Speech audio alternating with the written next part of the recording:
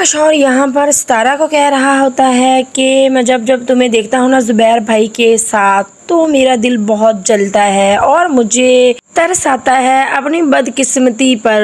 کیوں نہ مجھے تم ملی اور مجھے ایسی بیوی مل گئی جس کا میں نے کبھی سوچا نہیں تھا۔ تو آگے سے ستارہ دیکھ کر نخرے شخرے دکھاتی ہے اور کہتی ہے کہ مجھے تم پر کافی زیادہ ترس آتا ہے اور تم سے ہمدردی بھی ہے۔ ویسے ہے کہاں پر تمہاری وہ مسز؟ سدرا کا شوہر یہاں پر منہ چڑھا کر کہتا ہے کہ وائف نہیں بدقسمتی کہو۔ دوسری طرف جو ستارہ ہے وہ زبیر کے کان بھرا رہی ہوتی ہے اسی کے بچوں کے خلاف کہ ان لوگوں نے کون سا کل کو نوکریاں کرنی ہیں اور اتنی ترقیاں کرنی ہیں، اسکول کا فضول میں ہی خرچہ پے کر رہے ہیں آپ۔ تو میں تو یہی کہتی ہوں کہ اسکول چھڑوائیں آپ ان کا۔ اسے زبیر جو رن مرید ہے وہ یہی کہتا ہے کہ ہاں کیا تو تم صحیح رہی ہو، میں بھی یہی سوچ رہا ہوں کہ ان کا اسکول چھڑوا ہی دیا جائے۔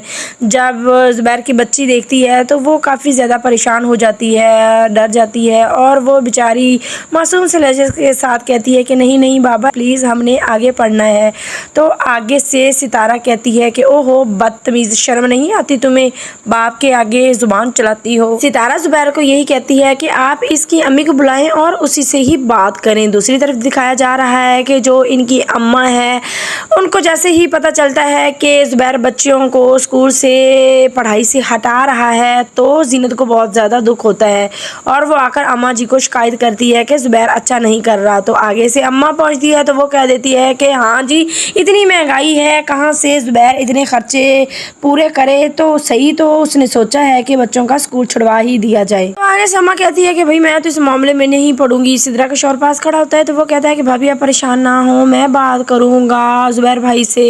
جو زینت ہے کافی زیادہ پریشان ہو جاتی ہے اور وہ یہی کہہ رہی ہوتی ہے کہ ستارہ تم نے اچھا نہیں کیا، تمہیں کوئی ہمدردی اور محبت نہیں ہے زبیر سے، تمہیں یہ جو کچھ بھی ملا ہے صرف اور صرف اس کا ہی لالچ ہے تمہارے دل میں۔ ستارہ تم اپنے لالچ کے لیے ہماری زندگیاں کیوں برباد کر رہی ہو، تمہیں کیا ملے گا؟ تو آگے سے جو ستارہ ہے وہ کہتی ہے کہ بس کر جاؤ بی بی، پہلے تم کون سی آباد تھی جو اب تم آباد ہونے کی بات کر رہی ہو۔